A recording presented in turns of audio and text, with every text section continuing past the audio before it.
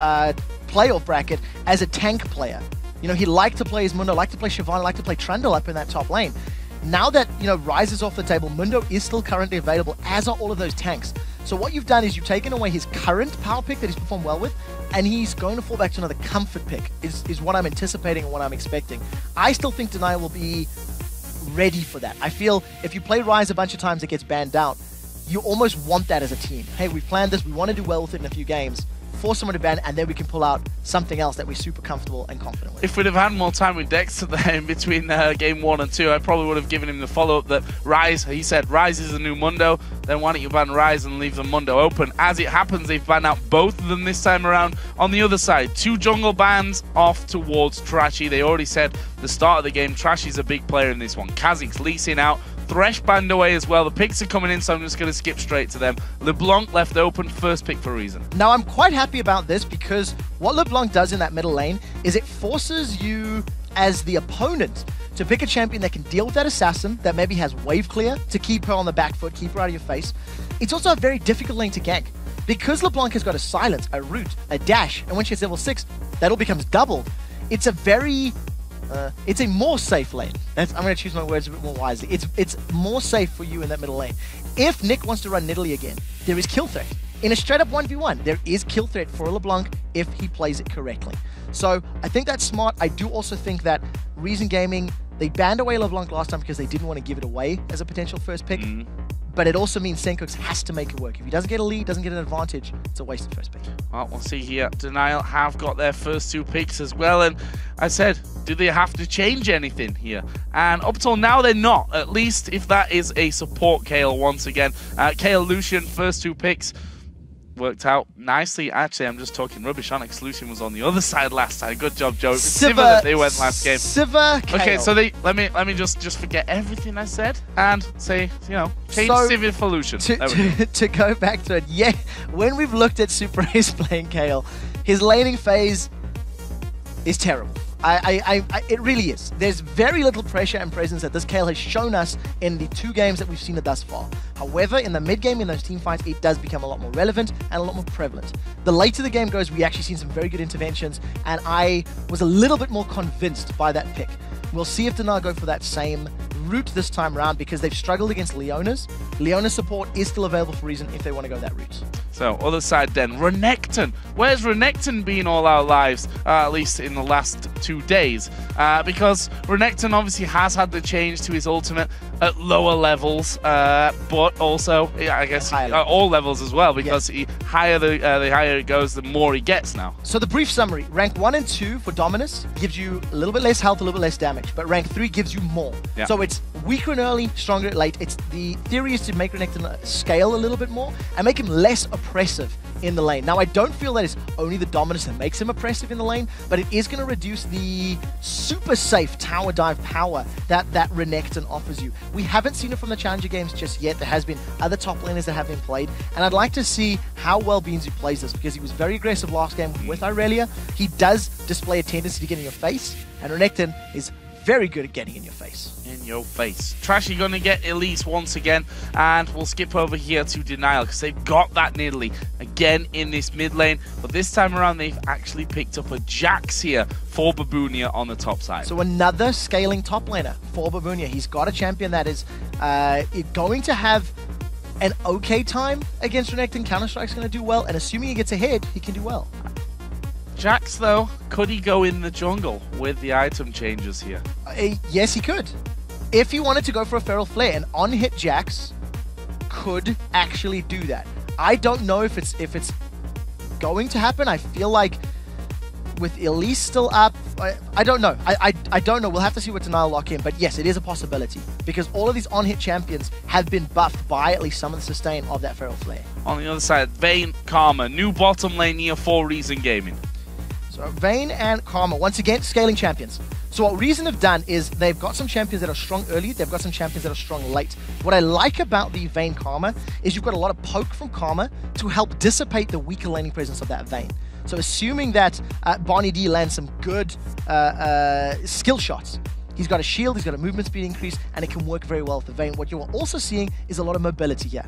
Once again, you've got dashes, you've got dodges, you've got dives, you've got a built-in Talisman of Ascension in the hands of Barney D with that Karma. So I quite like the mobility. There's pick options for Reason, and I feel like their priority is to find a pick, blow him up with LeBlanc, Karma, Renekton, and then let Vayne clean up the team fight. We'll see if they can execute. So, final pick was Xin Zhao, so we can forget the jungle jacks that I suggested in that one. Xin Zhao, we saw him yesterday.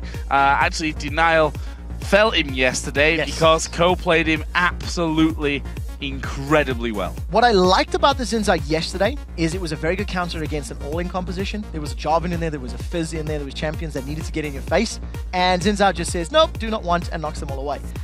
Reason Gaming are a little bit less affected by that because assuming Trashy gets a good repel, assuming there's a good distortion from Senkooks, you can get away from those abilities. You can dodge that ability. So I feel it's a little less about his team fighting power and more about that on-hit aggressive jungle playstyle that we've come to expect. And I think Kikis, he likes to show that he wants to get in your face. He likes to play aggressively, and that is a good low-level ganking champion. So we heard from Dexter just a little bit earlier on that first game of a best of 5, very much about scouting, very much about figuring out exactly how your opponent's going to play, what they've brought to this game. However, second game, you can't quite be as, I think loose is the right word there, because for Denial, they win that one, they're on game point, and Reason will have to win 3 games in a row. Yeah, I agree with you. And I actually agree with the sentiment that the very first game in a best of 5 is somewhat less impactful.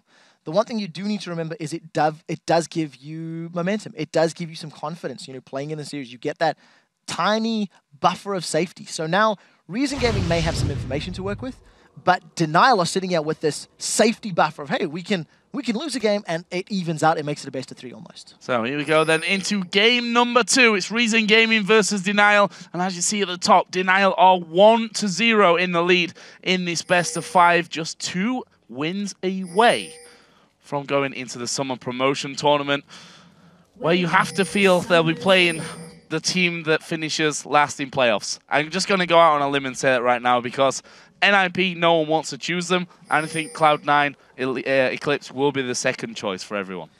I think so too. I think that is going to be the most likely option. And from what we've seen so far, Reason Gaming and Denial are much more evenly skill matched. We'll get to that in a second, as I just want to highlight the fact that in 4 of Denial's games that we've seen thus far, they've gone for this tri-bush invade. It's very reminiscent of Millennium, actually, now that I think about it. Millennium always had a level 1 that they tended to play. It was very similar for multiple games back-to-back, and Denial have done this a lot. If Reason Gaming position themselves correctly, or they have champions with a little bit of a stronger level 1 power, you could contest, you could try to set it up. In this case, Denial just gets some early vision and then back away.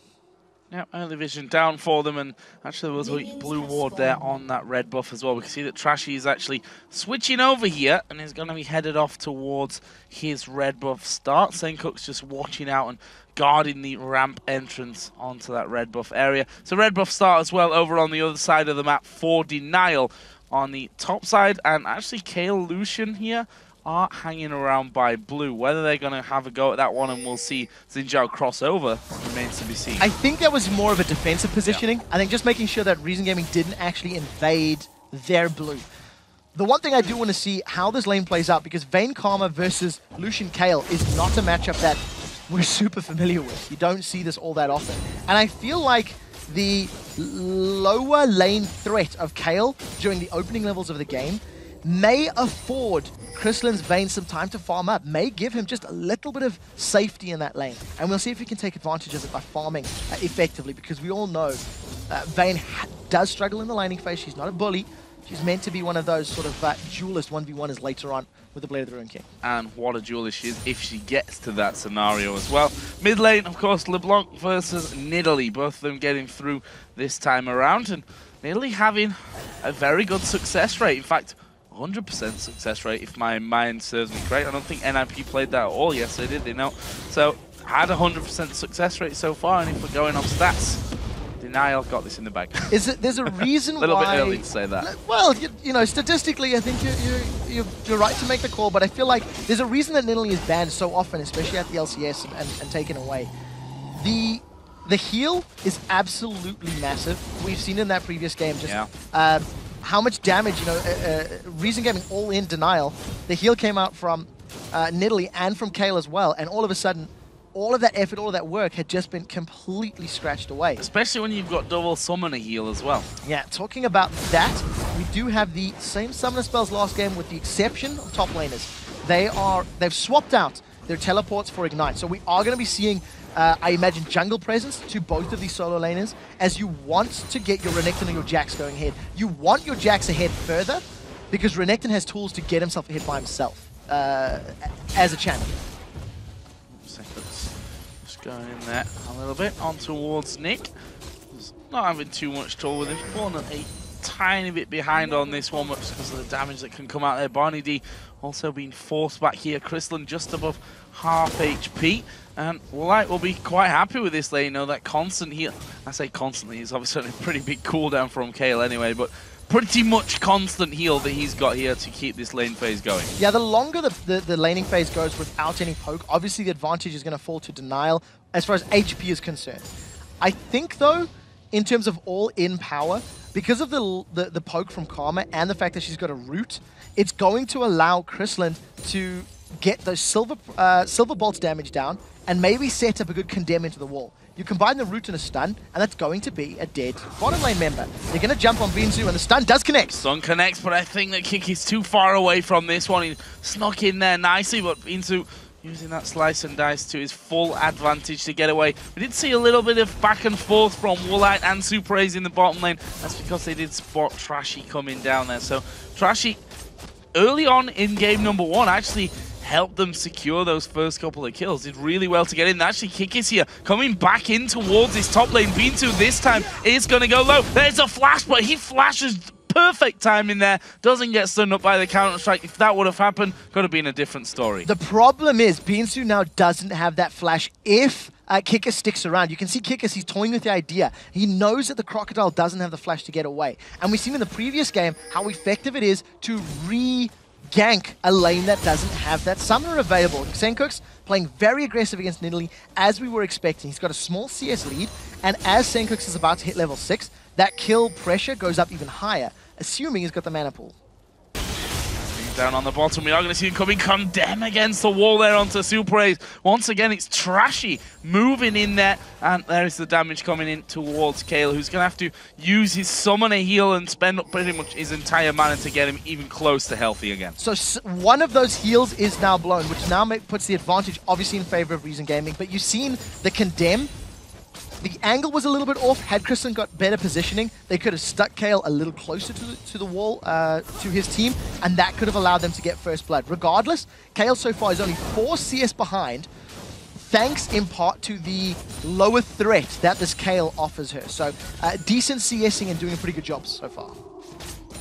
42 to 46 there. Crystalline will be happy to stay even. If he can keep this one even, maybe grab a kill here and there, he'll be quite happy with how this one goes. They've both hit level 5, so got that XP advantage. And well, that needs to be careful here, as the Silver Bolt's going to come in. That's a lot of damage coming out from Reason. Yeah, really good poke. Barney D using his ultimate, the mantra, those soul flares, and Crystalline is playing super aggressive. We talked about how the kill threat is a little bit more in favor of this Vayne and Karma, thanks to the Silver Bolts and thanks to the CC. And thanks to the poke. And it does look like Reason are playing this one very, very well. They can't afford to stay too deep. They're going to rely on Summoner Heal. Oh, that was a great condemn, but is the heal going to come in? Super A's actually not got any mana. Summoner Heal is there for Woolite. Summoner Heal was used already for Crystal. Meanwhile, in the top lane, Babunia is going to go down. The Ignite that you talked about earlier on being the first blood pickup here for the top lane, and well, great start. 2 games in a row that Reason Gaming have secured first blood off the back of a Trashy gank, and it was again against Babunia. This time, slightly different circumstances. I think you've got a much more aggressive top laner, so they're going to be going at it even more so than that Irelia and the Rise, which tended to just be a trade, runaway trade kind of situation. But advantage Binzu, and he needs to make it count. He's got a pickaxe already. We're expecting him to go for a Tiamat, probably as his first item. Gonna push, gonna be very aggressive, and may pull kickers towards him over and over. Again, some time to free farm in the mid lane, as we did actually see Xenix go back, and it's going to come in almost with that Fiends and Holy Grail finish. Got the Fiendish Codex and got his Chalice in there as well. Similar over the other side, but not quite the Fiendish Codex finished off for Nyx Nidalee. And we are going to see the first blue buffs as the game as well being given over to the mid laners. Yeah, so Kikis has already got that Wriggles Lantern completed.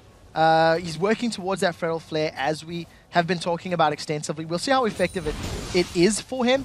Yesterday, the Zinza was very good. Babunia's got a level down, but he's got some good damage. Thanks to that Counter-Strike, he's actually held Beanzu in place long enough to come on ahead in that trade. Yeah, level 6 here. We'll see how aggressive he actually decides to play this one. Again, triple Doran's items.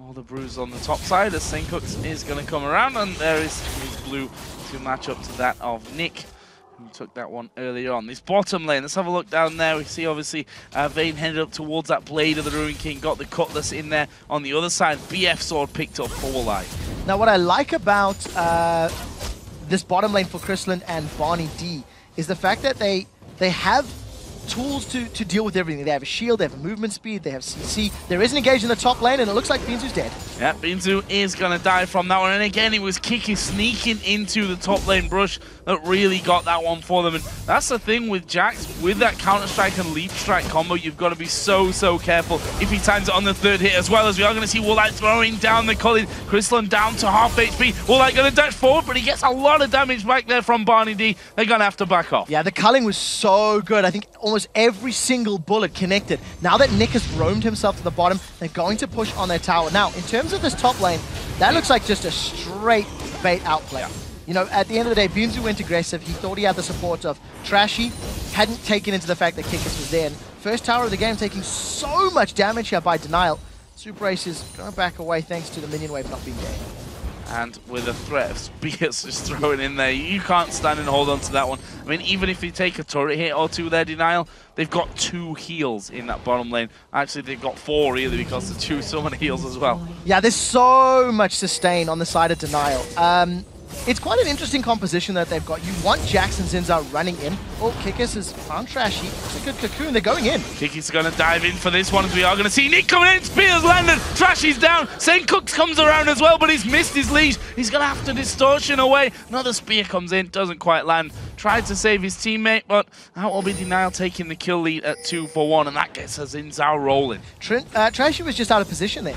Trying to counter jungle. He didn't have the most vision, and you know, he started that fight. He jumped onto Kikis first, may have underestimated the distance between himself and Senkux, because Senkux just did not go in for that one, didn't back him up at all. Now, when we return to our top lane, they're even on CS, they're even on kills and deaths, so they're doing pretty well.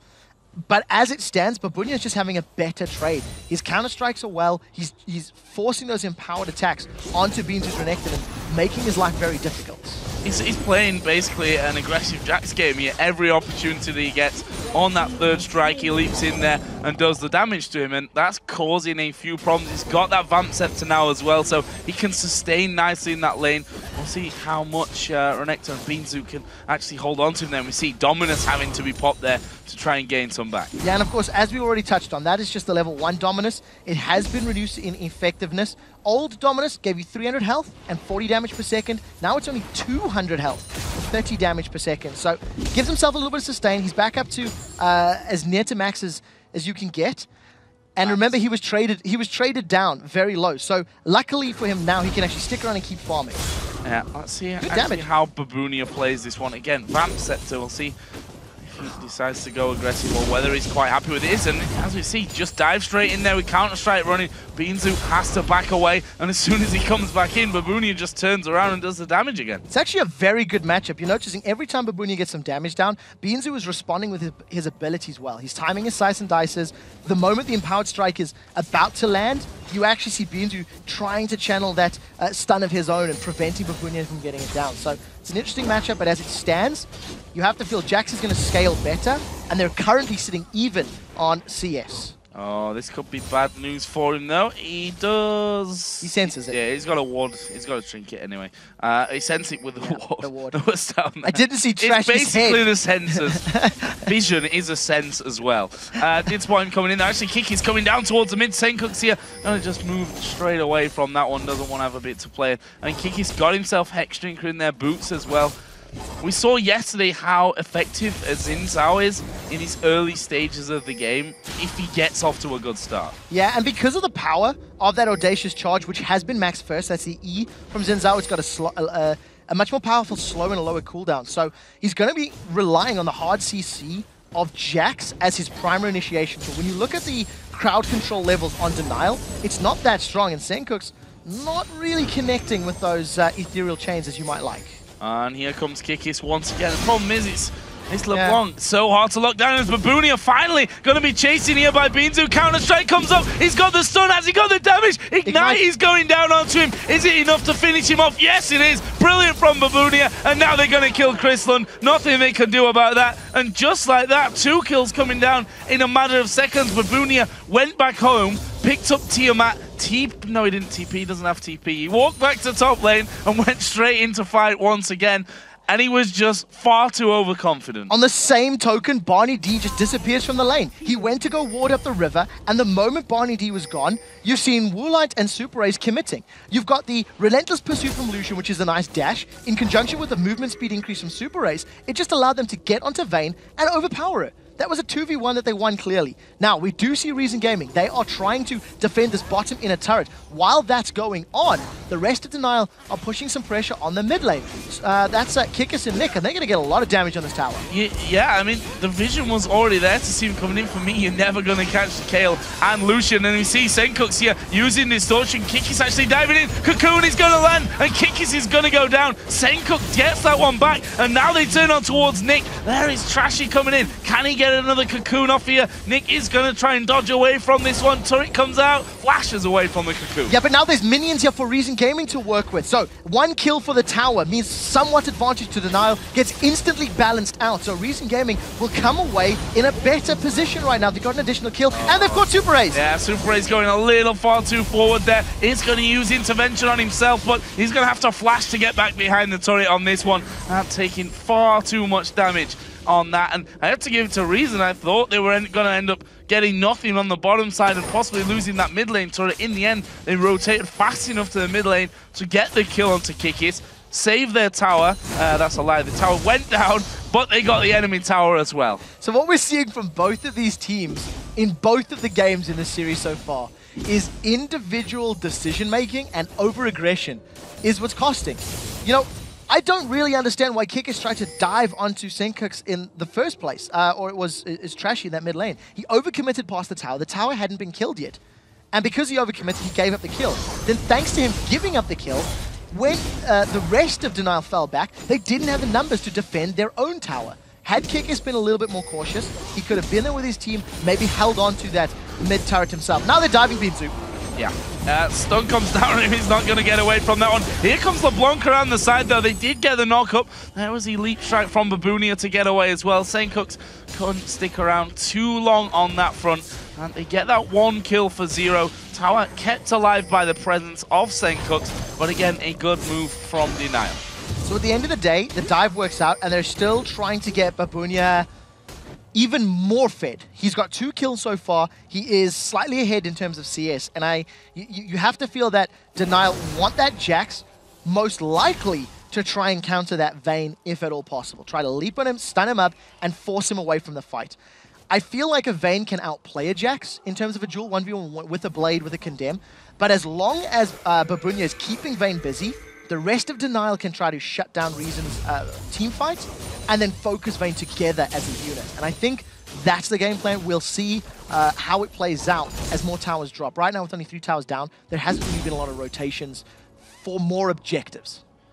I'll fill it down some of the CS here as well. Not really touched on that one. AD carry role in advantage of Denial. Probably as you'd expect with the Vayne's weaker laning phase from that one. Mid lane is bang even. Top lane, Babunia doing a really good job on this one. Dragon, of course, is live and available. Reason Gaming in position to have a go at it, but we are going to see Denial coming in for this one. They don't want to give this one up for free. Dragons at half, and Reason have backed away. They leave this one for now. There is Kikis going in. He's going to be able to smite that one away, and Reason know that they just can't fight there. Reason did not want to pick a fight because all of their damage is single targets. The damage that will kill somebody. LeBlanc's going to jump on you and try pop you with those Sigils of Silence. Vayne needs to jump on you and get multiple auto attacks down.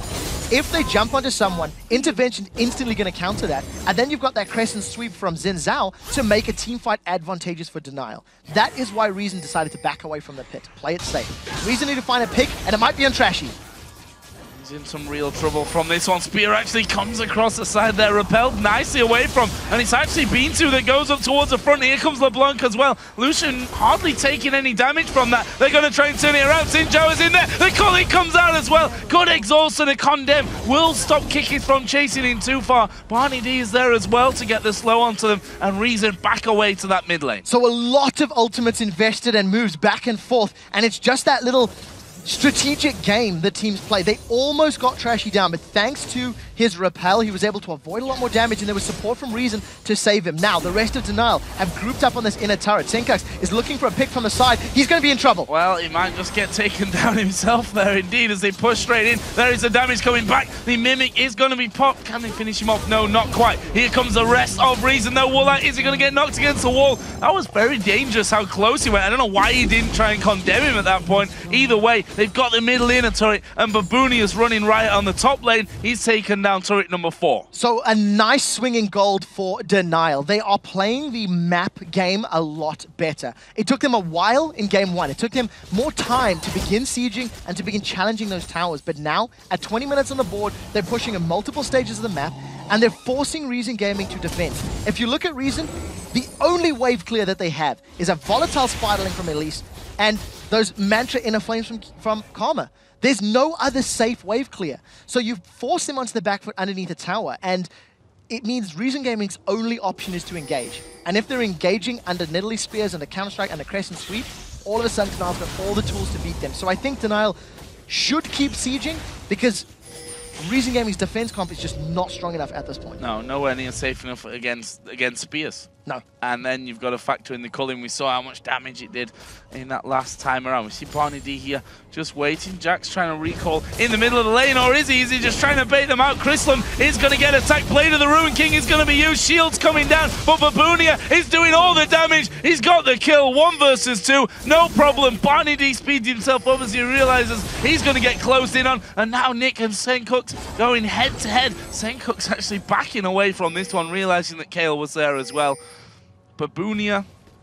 The burst damage. He is playing very ballsy right now. The burst damage was fantastic. He knew he was going to be able to win that trade. He's got a Blade of the Ruin King himself. He also had the Sheen built up. So in conjunction with his Empowered Strike and his ultimate, he just shredded through Kristen's HP. Kristen only had a Blade to work with. He had no additional attack speed, no crit chance from a Phantom Dancer, which is what we tend to see. And yes, Vayne is strong, but you're not that strong. No, not so. Well, he figured, okay, Karma's here. I get my shields. You know, we can work this one out, but honestly, no. Babunia far too far ahead from that one and unable to chase him down. Babunia still played it well though. The leap strike there at the end, just before he got out of vision, was strong. But we see now Woolite actually is pushing this inner turret in the top lane. Trashy and Chrisland are there. This is a duo lane, and they're scared because they know they're going to have spears coming in. Nick is off towards the side. Here is Senkux going in, throws everything at Woolite. Condemn comes in. Intervention is there as well. Woolite doesn't have a flash or a heal, but he doesn't mind. Kikis dives in. There's the culling coming out. Who's going to take all the damage there? Chrisland just using his blade once again for that one. Actually, no, it wasn't. I'm telling a complete lie. It's just become available. We do see Beers who's been jumped on. I give up. Chrisland right now is just not having any sort of impact. Tower's gone down. Kikis has found a target. He is going to get locked up though by those chains of Senkux. Can they get in here from this one? Again, you have to feel it's all about Nick throwing those spears in. Senkux actually going to silence him from this one. He gets knocked towards the wall and flashes at the exact right time. That was a great little moment. Nick got gifted a nice flash. They've jumped onto Woolite, and he's in trouble now. Or not. Or not. He's going to get a kill, actually, because the spear comes around the side. Kiki's going to dive in once again. Is he going to get locked up? Trashy goes low, tries to get the execute. That doesn't work out for him. Meanwhile, Beanzu is being hammered away on by Babunia underneath the tower. Babunia doesn't care. As we said before in that top lane, he's now all alone down there. He's going to take the inner turret. They're going to take Baron as well. Yeah, there's nothing Reason Gaming can do to contest this. Reason keep going in drips and drabs one by one. Nick, after getting away with his life, he flashed over the wall because he got close to that little alcove, and then he throws a spear up that turns at engage. The key that you want to look at is Nick's positioning. First of all, he's about to get knocked to that small little alcove. Had the stun landed, yes, that would have been a dead Nidalee, and this would have been so different. But that was so close. The beautiful thing is, after that happened, Reason felt they were in a good enough position to keep chasing. They were. One spear changed that entire theory. Nick was off on the side by the big white camp, throws out that javelin toss, finds a target, DNL get more kills, and I think they grab Baron as well. Yeah, so secure the Baron off the back. They got a 10,000 gold lead, a 7-kill lead, 5-tower lead. They are in complete and utter control. And it's, again, we talk about it so often, when you see the likes of a Jax, or a Vayne as well, we'll give that over to Reason. If they get rolling and they get to that late game monster that they have the potential of being, it's rather scary. We saw there, Beanzu underneath his own turret got outplayed completely by Babunia. We saw 2v1 in the top lane. Vayne and Karma couldn't control the Jax in that situation. You have to wonder, how do you hope to team fight against a team like this that's got so much power? I'll tell you right now, Reason Gaming cannot. What Reason need to do is find picks when DNL are not grouped up. Because even if Reason do get a advantageous position and get a lot of burst damage down onto a target, he's just immediately going to get caught by that intervention. If that is still not enough to save him, heal. Well, hell, summon a heal, Kayle heal, Nidalee heal. I mean, there are so many tools to keep targets up, and there's not enough AoE to burn through all of that heal in single fights. You know, so right now, Babunia, he's got 3 members on him, and the rest of DNL are in the mid lane. And he's gonna, is he possibly gonna kill Chris Lundia? No, he finally gets finished off. The shutdown coming in for Vayne. Well, the rest of the team come around. Well, that's gonna burst down one of them. They've already had that in-him turret away in the mid lane. The inhibitor itself will fall. Let's not forget, this is a Baroned up DNL right now, and they're just gonna surely rotate out to the bottom lane. Yeah, that is hashtag worth if you've ever seen it. Babunia pulls 3 members towards him and allows DNL to grab the inhibitor. Super minions are now going to start streaming down the middle of the map. If they didn't have utter map control already, they're now going for a second inhibitor. Beanzu wants more. This is a little bit risky from Kiki's. Woolite going to get caught out of position. A last-second intervention comes out. The Culling rolling through as well. That's going to get Woolite the kill, and they can go in for inhibitor number 2. 2 men are dead here as well as they dive in once again. Trashy actually taking a lot of damage, and they're going to surrender. Surrender vote comes in, and that will be 2-0 this game to DNL. Absolutely brilliant finish from DNL. Once they realized that their opponents could not deal enough damage to them as a group, they just stuck together from